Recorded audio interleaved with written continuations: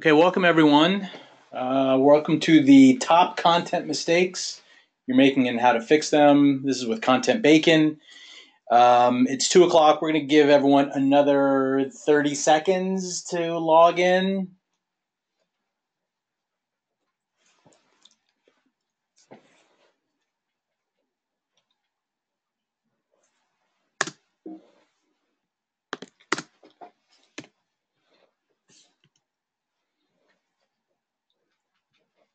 Okay, all right, we're going to get going. My name is Dave Custon. I'm one of the co-founders of Content Bacon. I'm with my partner here, Wendy Lieber. She's one of the co-founders as well. Good afternoon, everyone. And here's what you can expect from us today. So content is the reason that search began in the first place. Content, in our opinion, and maybe even from prospects' opinions, is everything. Content is how you're going to get found. So today we're going to talk about the top mistakes you can avoid with your content marketing. We're going to provide a content marketing checklist to make sure you have a system in place to avoid mistakes. And we're going to provide some tips to get maximum impact from your content marketing efforts. And a little reminder on some upcoming webinars. On March 24th, we're going to have a webinar on how to use videos as part of your content strategy from script to launch. On April 21st, we're going to talk about everyday ways to use your content to create more conversations. And on May 19th, we're going to talk about building a database to share your content with. So why are we having this conversation? I think it starts with, why content matters. And content matters because one of my favorite definitions of marketing is by John Jantsch, who is an author and speaker. And he describes it as marketing is all about the actions you're taking so people know, like, and trust you so that they'll try, buy, repeat, and then refer others to you. And I just love this definition because I think it's just so clear. And you can look at each of those, know, like, trust, and determine what are the actions we need to take in order to accomplish that. And content is a key to all of them. So you really can't do marketing unless you have great content.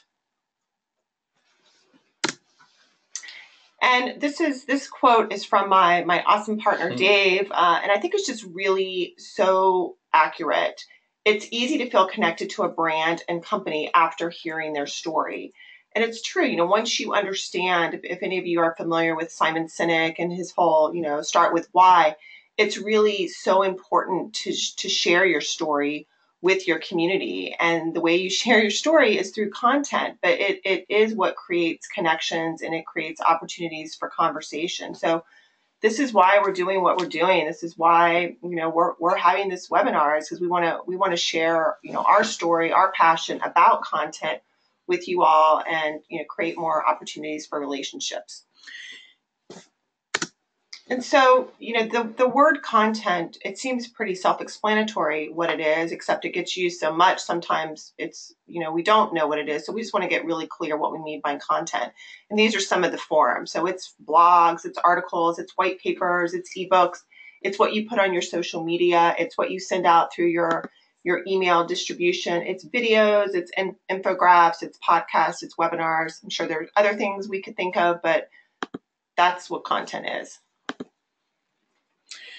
So, content is, it's funny, we talk to a lot of people who they use the term digital strategy or online strategy. And from where we sit, there's just strategy.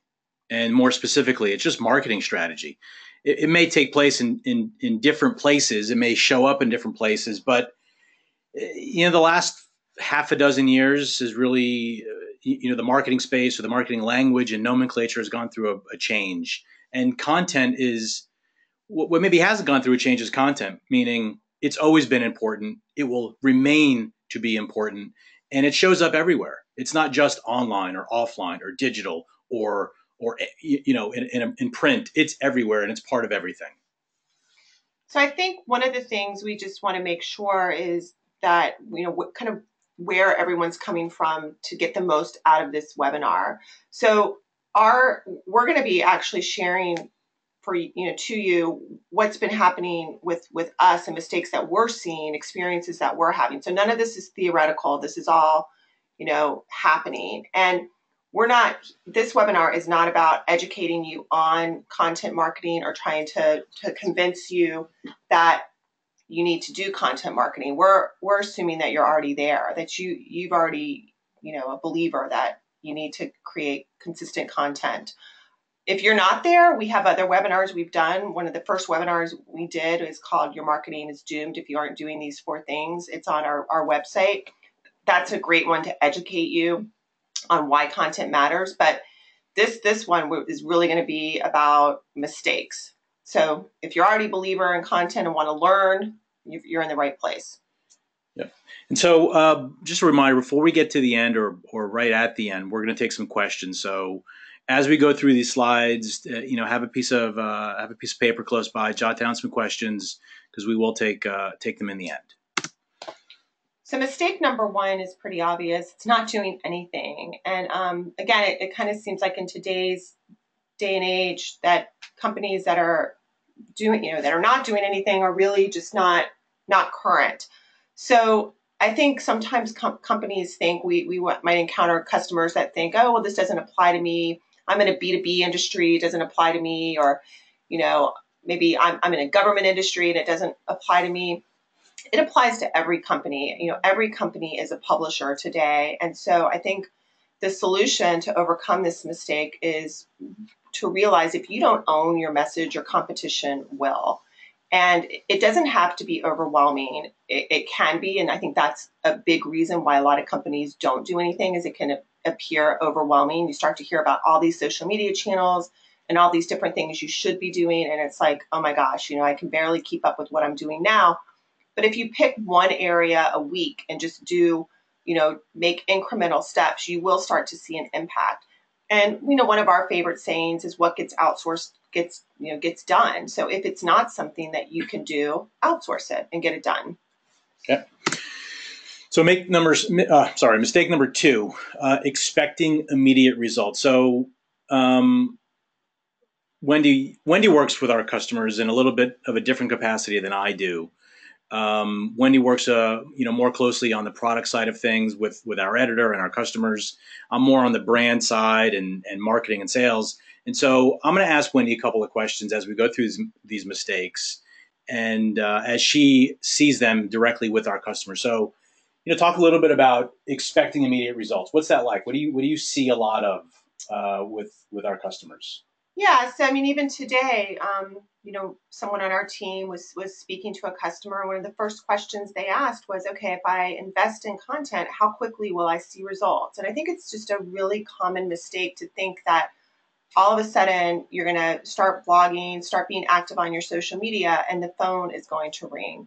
So you're not going to get immediate results. This is a strategy. This is long term, and it's going to take time. So you got to go into this with the mentality of being willing to invest. It's like if you decided, today that, hey, I want to get healthy and I want to lose weight, you wouldn't start eating good today, start exercising, and tomorrow go, well, I haven't lost any weight, so this doesn't work. You would give it time. Yeah, you might get frustrated if you don't get the results you want, but if you truly want those results, you're gonna stick with it. And I think that content is the same. Sure, at the end of the day, the whole point of all of this is so you sell more stuff, but it takes time, and there's a funnel that takes place with your content.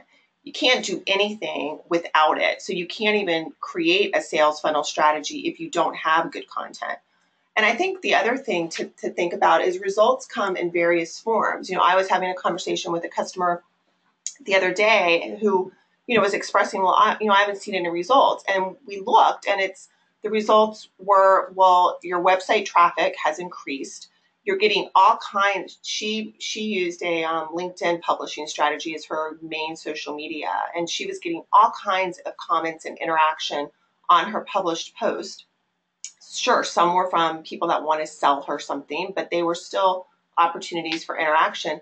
And she was getting great open rates on her newsletter. Now, does she have to do something with that now in order to turn it into a sale? Absolutely. But the content was creating those opportunities. So I think you have to look at results from a different perspective sometimes. And that's a great distinction to make that we are often making for our customers or helping them understand, is that there's a clear distinction between marketing and sales. And a lot of times companies get confused or forget that marketing's role is to create sales opportunities, not necessarily to make the sale. That's what a salesperson does, or some other mechanism. But marketing creates the opportunity. Marketing creates the prospect and brings them further into the funnel. So mistake number 3, you're using your content to pitch. And we see this a lot with folks, and we're always coaching. What does that look like, Wendy, when companies are constantly pitching in their content message? Yeah, again, I think that, companies will hire us to write their content for them, and then they'll review it, and they won't feel like there's a sales pitch in there. And they might initially think that there's something wrong with that because, again, they're thinking from the context of mistake number 2, like where's the ROI? And so they want their content to be more promotional because that perhaps is, what they've done, before. They've used content to promote. And the kind of content strategy we're speaking about is not pitchy at all. In fact, no one wants to hear your pitch. If you're still writing content from that perspective, I mean, you're coming from, a very old way of thinking. Content's job is to educate, inspire, empower, solve problems for your audience. And yes, can it have a right hook at the end? Can it have some type of call to action? Absolutely, and it should. But it should not in any way, shape, or form be pitchy. That's just so. So think about a salesperson that works 24/7, and that's what content marketing or content can be for a company. And so think about, if you had that salesperson working 24/7, what do you want them to sound like? What do you want that salesperson, how do you want them to behave? And if you had a retail, let's say at a retail store, would you want your salesperson walking up to every customer and saying, hey, buy this. This is the best performing thing. This is the cheapest thing. This is the fill in the superlative. The answer, I think, is obvious that it's no. So think about your content the same way. You would want your content, just like that salesperson, to always be educating, to be informing, to helping a customer or a prospect become a customer. So mistake number 4, I love this one because it's a common mistake and it's easy to avoid. It's easy to educate someone, and that is our customers or companies are often they feel like they should be writing for themselves and not their audience. And we see this a lot in one particular industry, which is? Well, lawyers. lawyers. So, we had a customer who was a business attorney, and we constantly were in disagreement with them because they felt like their content should have a lot of legal language in it, even though their audience was the business community, entrepreneurs, small to medium-sized businesses. And they were just stuck on that. I mean, they could not get away from thinking that in order for their audience to view them, as subject matter experts, that it had to have a lot of legal, jargon in it. There might be certain instances, depending on who you're talking to, where it may need that. But I think that when, as a business owner or as the person managing the content for your company, you are probably not the target audience. And so you have to really step away from that and think about who your target audience is, what they are dealing with, and how your content is going to help, educate, inspire, and empower them. And you have to kind of take yourself out of the equation so that you do a good job with that. Think about, the behavior now of people, in that, someone will jump onto Google, they have a problem, they need an answer, and they will jump onto Google. They'll use natural language to ask their question or ask Google their question, and they're scanning the results. They're scanning the results. They're trying to predict their answer, if you will. And so, oftentimes, high-level, surface-type information or content is the most effective because that's what brings someone in. A lot of technical jargon, a lot of nitty-gritty language is going to possibly turn someone away. So that's that's the kind of thing to think about. Yeah, and it can also, be the opposite of that. I mean, we have certain customers where their audience is super technical, and that the content has to be written so that those people get something out of it. So it's really, I mean, it just all comes back to who your customer is and what they're looking for, and then tailoring the language and the content to them, because it's not about you, it's about them, and I think that's the bottom line here. Okay.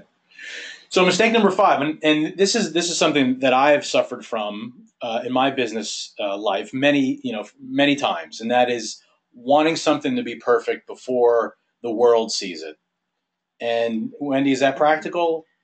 Well, usually not. Again, I think that this can be a huge bottleneck, and it goes back to why many companies don't do content, because they usually, there's someone on the team that's a bottleneck that wants it to be, in their definition, perfect, whatever that means. And so, if you think about the software industry, I mean, would Apple have ever come out with an iPhone if if the iPhone had to be perfect from day one? It's like, no. But I think people have to think about their content the same way. It doesn't have to be perfect. It can be an evolution.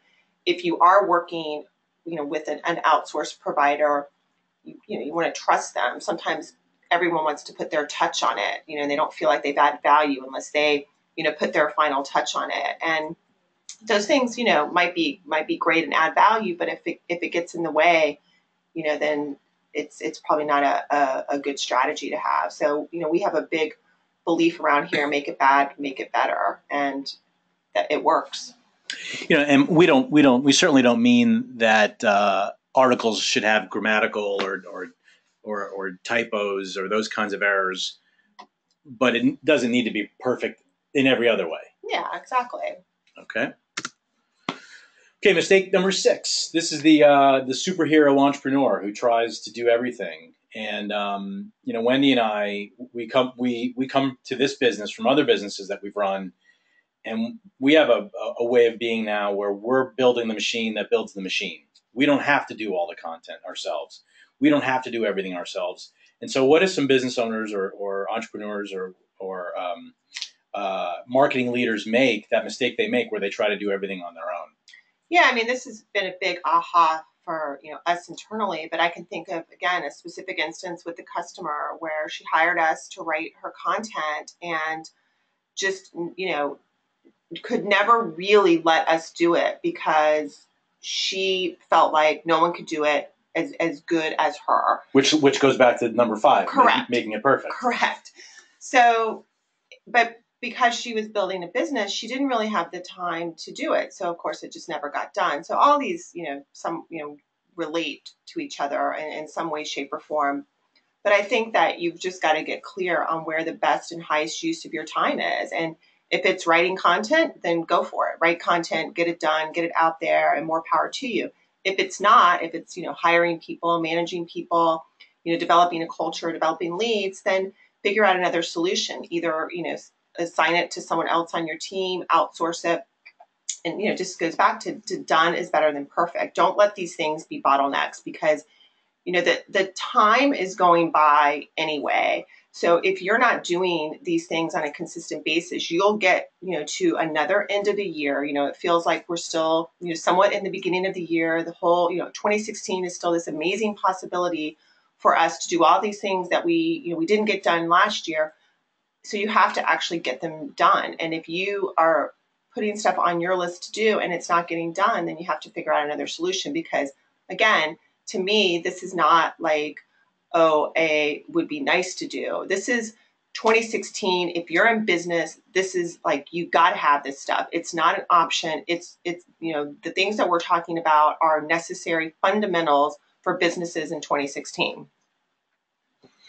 Yeah, what is it like when when you come across a company and their content production is inconsistent or non-existent? What is it? How does that leave you? I know I have an answer, but how do you feel? Well, I don't think they're current. They're not someone I want to do business with. Maybe I think they're having problems. Something is going on. So that just reminded me, one of the customers we're working with right now, her whole, website presence, social media presence went dark for about 2.5 years. Now, it went dark for good reasons. She was, um, you know, experiencing some really great growth in her business, but because she took her eye off the ball of the content, and there is now, a rumor in the industry that either she got sold or she's out of business. So the work that we're doing for her right now is digging her out of the ditch. It's not, we're not, able to use the content right now to grow our business, because there is a perception in the industry right now that, there's something wrong happening. And I think that's indicative of a lot of companies that are in high growth mode, where there's other more important things to do. So they take their eye off some of these fundamental things. And, I think we can even attest to, Sure. We've gone through some amazing growth. And, we hired 4 new people, moved into a new office between December and January. And we didn't do our webinars those 2 months. We didn't do as many of our newsletters, and we experienced the pain of that, in this month. And so you cannot take your foot off the gas. You have to keep on it, because as soon as you do, it has an impact. Now, we're not digging our way out of a ditch, because we have things that are in place that we're doing on a consistent basis. But it just goes to show that if you're not doing this stuff, it can really have a negative impact on your business. Right. So that all of that anecdotal information is really all about mistake number 7, which is, the example that Wendy gave was this particular customer didn't do any content, but mistake number 7 is not promoting your content. So it's great if you're writing it, but if you're not doing anything with it, that's a mistake. So talk a little bit about how promoting it is really sort of the final step, and how that. Yeah. So we're talking about really promotion here that you have at your fingertips. So this is kind of like all organic promotion that every company can do. I mean, there's a whole nother, topic on paid promotion that you can do, but this is really organic promotion. So you have a blog, maybe it's hidden on your website. I mean, we see this a lot where you can't even find the blog. So here you are investing in great content and putting it out there, but it's not easy to find. So I think that's one of the first things, is making sure your blog is front and center on your website, because that's a place where people, when they see it, it's like, oh, great, this company, is current. They just, they have a blog from this week, or they have a blog from last week. I mean, and that can really create a perception right away. That's like a first impression that sets you up for success when people see that. Then, you've got social media. This is a great place. So you cannot do social media if you are not creating your own content. If you are doing social media without creating your own content, you're doing it wrong. Right. So let me make a comment there. So, 5, 6, 7, 8, maybe 10 years ago, posting a picture of the birthday cake from the office celebration, that was great. That was social media content 10 years ago. No one cares anymore. No one cares about the selfie in the office. No one cares about so many of the types of content. Self-promotion. Yeah, it's self-promotion, or it's nonsensical, or Right. It has nothing to do with your brand. The social media space has evolved enormously. Furthermore, if you're posting content that is from another source, if 100% of your posts are from another source, meaning they're from publications, they're from another blog, another website, that's also a gigantic mistake. And essentially what you're doing is you're sending your visitors to another place. But worse than that, they're just going to tune you out, because you're not providing any value relative to what you have to say. Right. So I think, again, these strategies that we're presenting here are things that are in your control. So make sure that it's prominent on your website. Keep your social media channels updated. We say that 70 to 80% of what's on your social media channel should be your unique content. Yes, you can post the Wall Street Journal Sure. article, or the Huffington Post article, but it shouldn't be. It should be the minority, not the majority. And sending out your content to your database through a weekly email blast or email newsletter is so key. Now, we get a lot of times, which still amazes me, well, I don't have a database. I assure you, you have a database. Maybe you don't have it in the right format, but you have a database. It could be, the contacts in your address book. It could be 25, 50 people to start, but it's a starting point. And sharing your content with your database is such a great way to keep in touch, because most businesses have a product or service that's a time of need. They might not need your product or service every day. Having a newsletter that's not promotional because you're filling it with content that's educational, solving problems, entertaining, sending that out on a periodic basis keeps you top of mind. And when those prospects need your services, you'll be the one they think of. Or it's keeping your customers up to date on stuff that you're doing. There's so many different ways that you can use your content. You may use it for your employees. You know, we put together, for our team of writers, we put together content for them that just shares tips and resources. So there's all kinds of ways to use content and then promote it, send it out, distribute it, so that it's engaging with your target audiences, which is not always prospects. And I think that's a really important distinguishing factor. Yeah. Okay, mistake number 8. This one is also a really common topic in a lot of our conversations with customers and prospects, and that is, a distinction between SEO and or the results or the performance of content in the context of SEO and just having good content. So, talk a little bit about the separation of church and state, if you will. Yeah. So a lot of companies think, or they may focus their content on the SEO results, meaning they want to show up number one on, Google for a particular keyword or key phrase. And so all the content is written in order to accomplish that goal.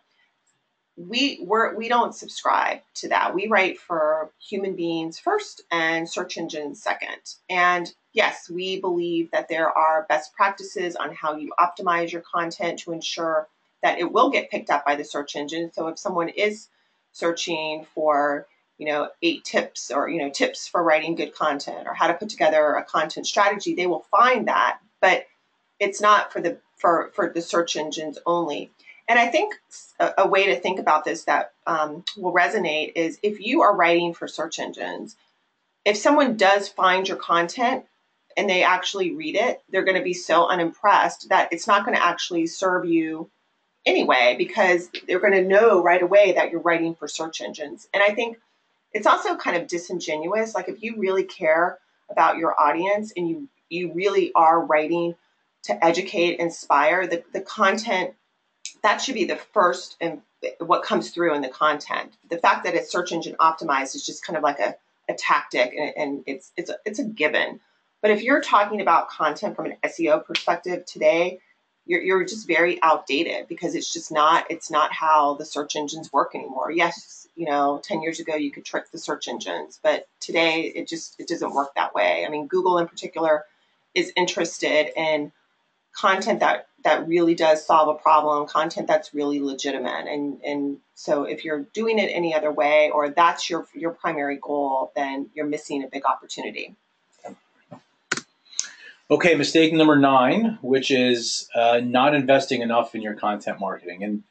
And the word enough could speak to time and or money. Yeah. So, Wendy's going to talk a little bit about this, but our belief is that content marketing is an always-on, slow burn tactic or activity that every business should engage in. Now, we're in the business of selling content marketing services, so maybe that's a no-brainer for us to say that. But we believe that it's the same thing as having a website 20 years ago. Every business had to have one. We think content marketing is in the same space or the same conversation now. Right.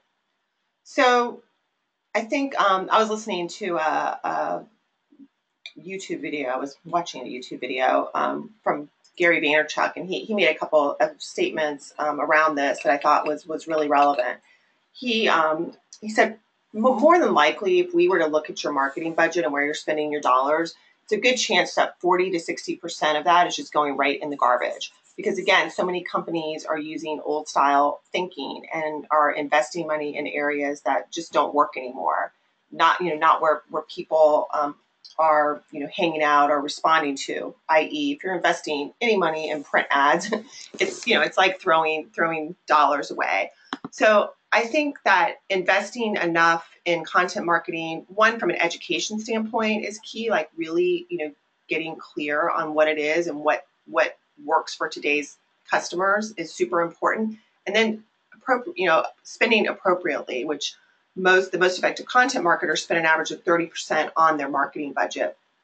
But I think you really just have. This is an investment that you're building an asset is what you're doing. Everything that you're doing is you're building an asset for the future. So, kind of going back to some of the other mistakes, like if you're really focused on ROI and you're asking about, well, how did my content last month perform? It's like, it doesn't really matter because that content you wrote last month, that content is, like Dave said, it's on 24/7. That might be the content that gets you the biggest customer you ever had or opens the possibility for that customer 6 months from now. So you can't look at it the same way. So I think, this not investing enough. I mean, I think the black and white piece of this is you're not investing enough dollars. You really have to commit a significant chunk of your marketing budget to content marketing for it to work for you. And, and you get what you pay for.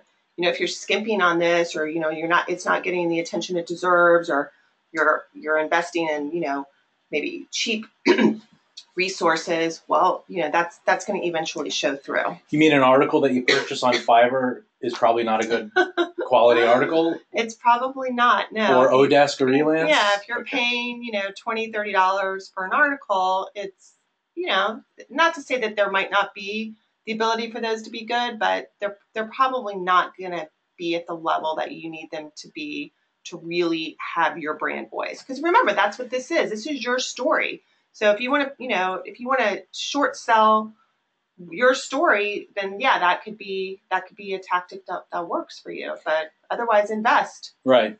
So I think the ROI. Correct me if you disagree or what your feeling on this is, but I think the ROI conversation might be more appropriate for the paid promotion part of content marketing because that there's a more of a direct. If we do this, then this will or should happen relationship. If we spend X dollars on driving eyeballs to this landing page, something should or should not happen. I mean, right. Isn't that a better place to talk about ROI? Well, I think definitely there. But I mean, I do think over time, just kind of going back to the, trying to get healthy example. I mean, if you are working out every day and eating right every day, there is going to come a point in time where if you're not losing weight, you're going to need to assess what's going on and maybe change your tactics. I think it's the same here. It's just a matter of where you're at in the process. So if you're doing maybe, blogging consistently, doing social media correctly, sending out a newsletter, there should be doors starting to open for you over time. There should start to be an ROI on those efforts at some point. Now, from day one, absolutely not. It could be, month 11, nothing happens, and then all of a sudden the floodgates open and you start getting more and more opportunities. I mean, we've certainly seen that in our business where you invest, you concentrate, you focus, and then all of a sudden the results start to happen. So, I don't want to leave people thinking that there won't be an ROI on your content marketing at some point. I just think that you got to make sure you have the other elements in place. Right. So, content marketing could be developing a really awesome ebook and putting it on your website as a download. Well, you might get someone to fill out the form, but if you don't have a salesperson in place to follow up, sure, you might think there's no ROI. Well, there wouldn't be in that situation because the opportunity wasn't closed. So back to your point, marketing creates the opportunities, sales has to close them. That has to be aligned. And, depending on the type of company you have, if you start doing this type of marketing and you have kind of an old school sales force, there might be a reluctancy for them to follow up on those leads because they don't understand it. Mm-hmm. They might still be, in the cold calling or going to conferences mentality and not understand that someone attending a webinar, someone opening a newsletter, someone downloading an ebook is actually an opportunity that they should follow up on. Right. Okay, great. Here's a quick summary or a summary of those 9 mistakes. And what we're going to do now is we're going to have a quick conversation with our lead editor and storyteller extraordinaire, Lisa. And so Lisa's role here with Content Bacon is as her title implies, she works with all of our writers. She trains our writers, and when writers turn in content for customers, they go to Lisa. They go to her team first, and she ensures that those articles are on brand, on message, on strategy. And so we're going to just ask Lisa. Lisa works with our customers on a pretty close basis. She has lots of coaching sessions with them. Lisa, looking at this list, hearing this conversation we're having, what do you see as maybe the number one topic or item that comes up when you have your coaching sessions with our customers? I would probably say that it's mistake number 4, where you're not writing, for your audience, you're writing for yourself. And I think this ties into a couple of the notes that I made for myself. I think that a lot of people, that they're listening to the wrong people. So, instead of caring what their audience wants or what their customers are going to want or potential customers want, they're listening to their industry peers. So that also ties into like industry jargon. So if, so if you're, I'm sorry, I'm a little nervous. It's only 1,200 people listening. Okay. I apologize. No.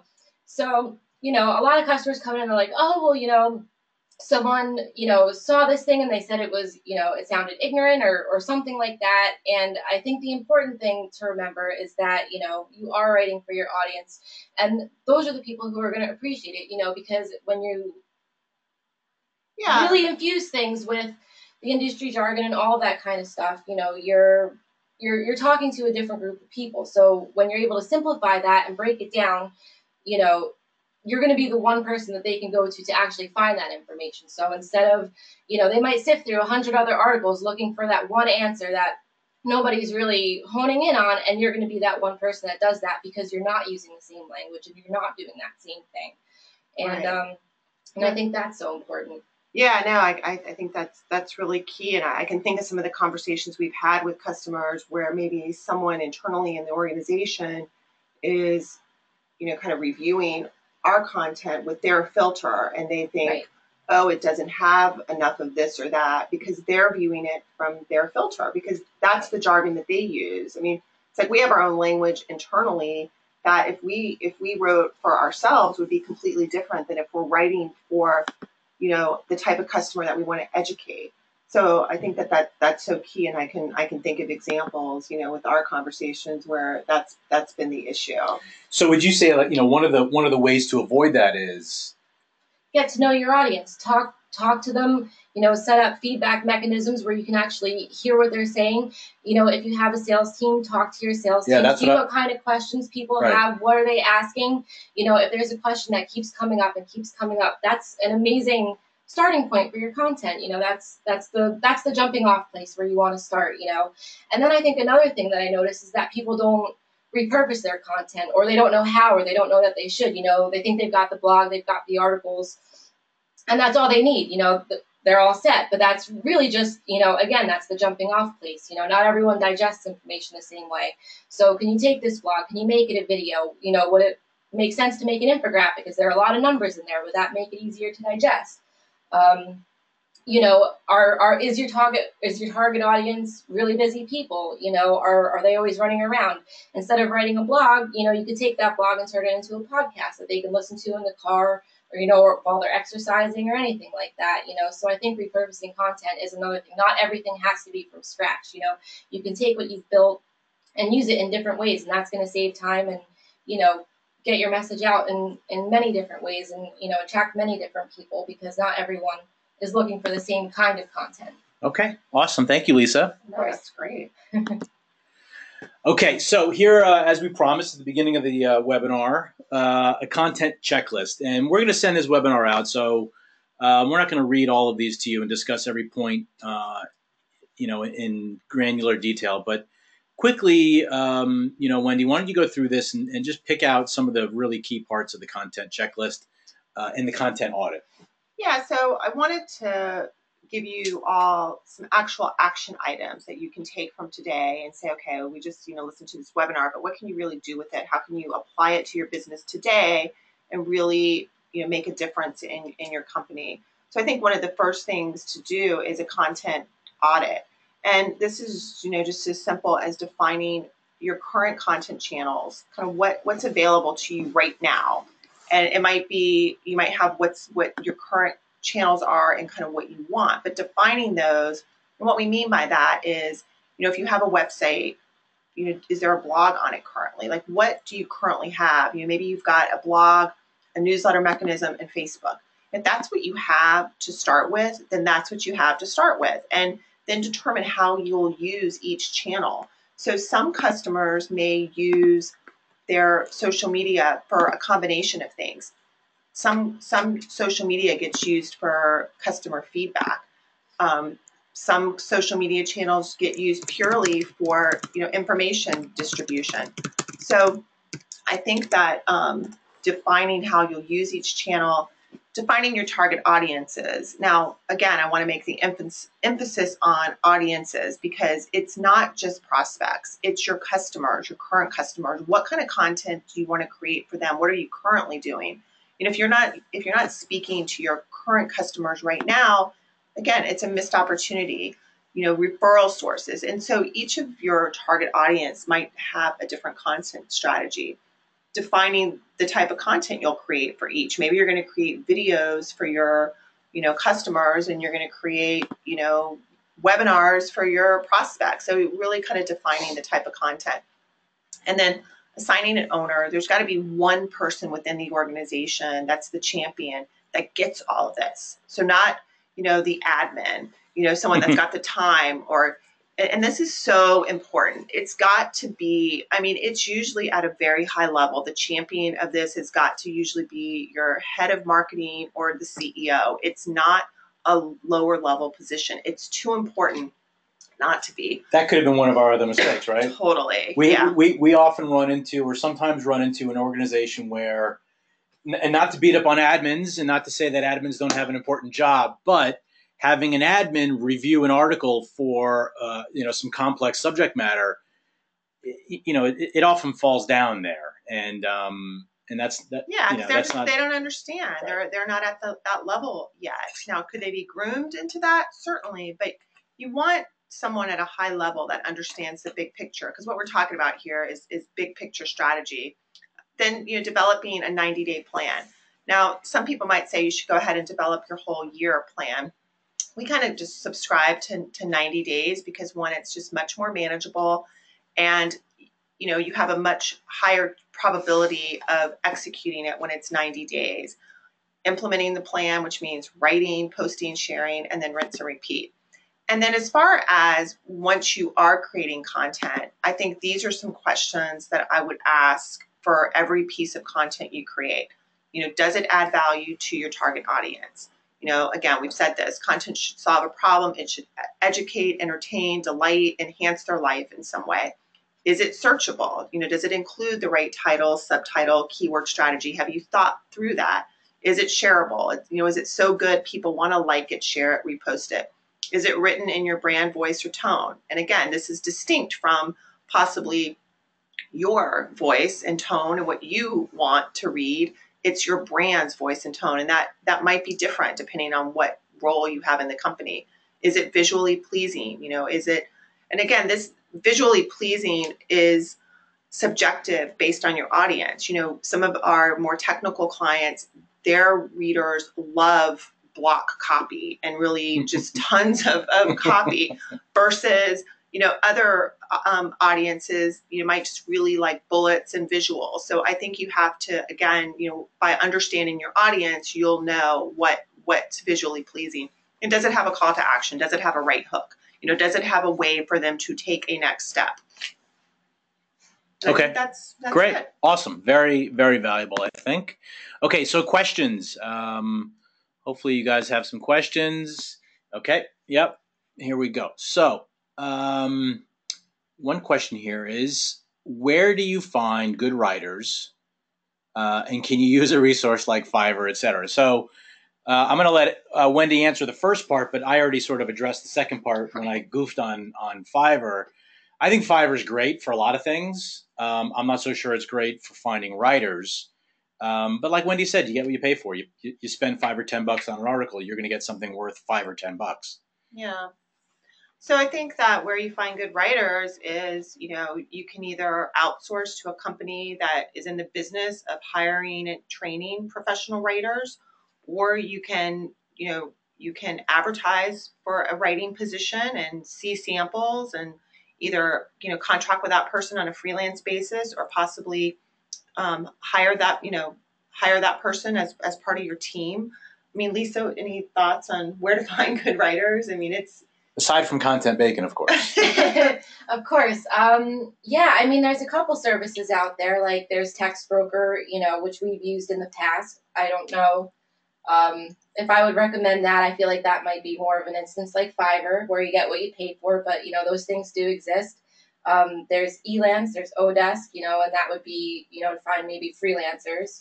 Yeah, I think you have to have a process to evaluate the writing, and you might find good resources in those kind of freelance sites like a Fiverr or an Odesk, but you have to be really careful. If someone's guaranteeing, an article for, like I said, $20, it's more than likely, it's going to be kind of a cut and paste. It's not going to be great. Okay. So another question we have here is, I've been blogging and doing social media for a while, and I definitely see the impact on my traffic and engagement. What should I focus on next? Because I know I can't do it all. Yeah, so that's great. Congrats that you're doing that. I think that's where there's an opportunity to then start adding elements onto your content strategy. So you might look at, are you doing a newsletter? Are you sending that content out to your database? And that could be a really great way to then build on what you've got, because now you've got some great content. You have plenty of good stuff to put in newsletters.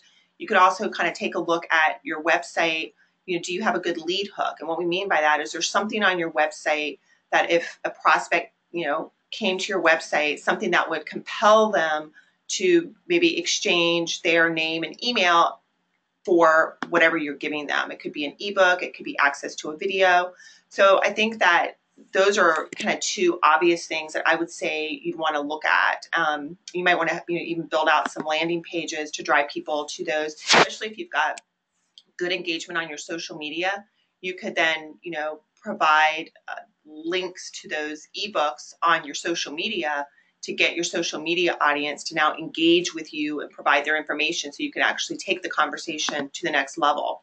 You might decide to do a webinar. If you've got a good audience, if you've been building your community and you've got good content, you probably got a great foundation for a webinar where you can really, offer that content to your audience in a different format. All right, so we have a question here.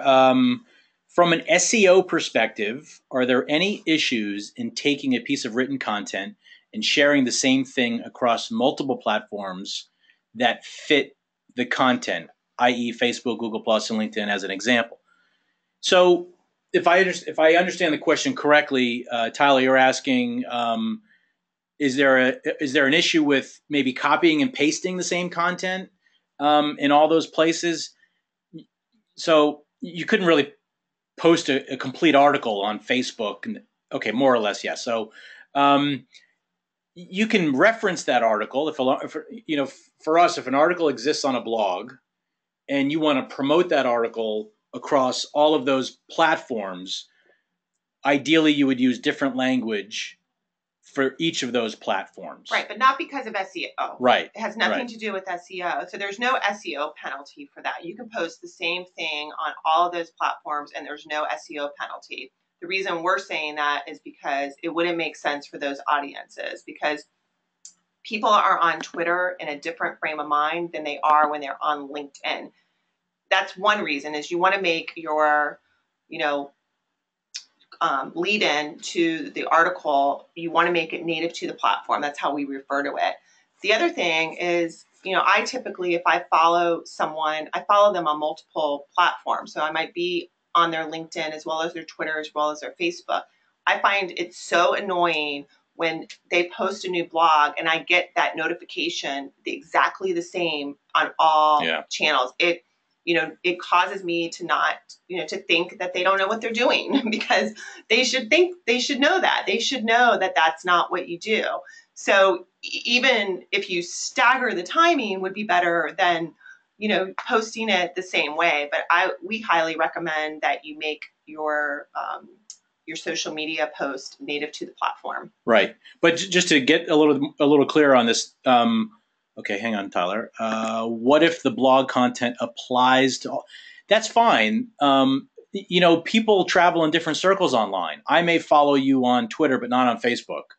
Or I may follow you on LinkedIn and not somewhere else, and vice versa. Or I may not follow you in any of those places, but I subscribe to your newsletter. So it's okay to share the same or promote the same content in all channels. But what we're saying is use different language in all of those channels to get someone to pay attention to the content. Hopefully that makes sense. We again use the language, native language. You speak differently on LinkedIn than you do on Facebook. LinkedIn is the office, Facebook is the barbecue, right? You use different language there. And so that's what we're suggesting you do. Yeah, just to take it one more step, like the people I see that will post on Instagram and then they have their Instagram automatically update their Facebook where they've got like 20 hashtags. It makes you look dumb on Facebook. Facebook, they tried the whole hashtag thing. It never took off. Don't use hashtags on Facebook. Use them when it's native to the platform. Same with LinkedIn. That never took off. So if you've got your notification set up so as soon as you post on one, it automatically posts to the other, you're making some mistakes. Yes, you can post the same blog to every single channel. Just do it in a way that speaks to that audience. Okay, great.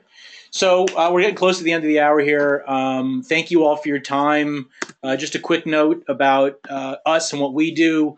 Content Bacon is a content marketing service, and we make it really easy for companies to show up online, to have a consistent presence with their content, their message in all parts of their online footprint. We call it. We use professional writers. They're all based here in the United States. They're all as I said, professional writers that work with our editorial team. We have some writers that are on staff. We have some writers that are freelance, but we have a community of writers that know how to tell a customer story. And we're a turnkey service. We're not an agency, and we make it really easy for customers to show up online. Anything else you want to add?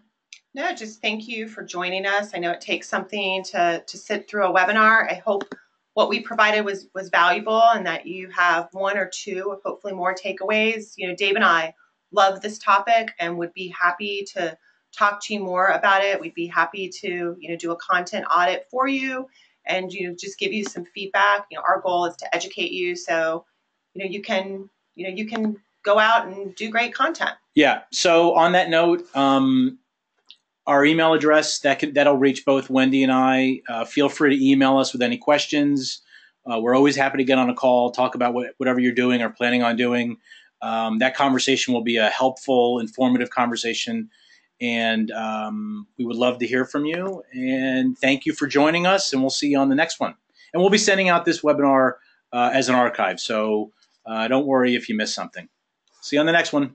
Thank you.